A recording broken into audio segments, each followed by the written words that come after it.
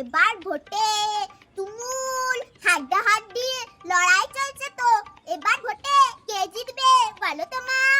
কি জানি বাবা, এবার ভোটে কে জিতবে, যে জিতবে জিতুক গা, তাতে আমার কি? আমি তো সারাদিন আমার সংসার নিয়েই পড়ে থাকি, আর যেটুকু সময় পাই তার জলসাতে ওই ভ্যান ভ্যানানি সিরিয়াল দেখি। আমি আর কি করে জানবো এবার ভোটে কে জিতবে? আরে মা বলো না, এবার ভোটে কে জিতবে? আমাদের বাংলা মমতা দিদি ভাই না ওই মুদিদা তো গো?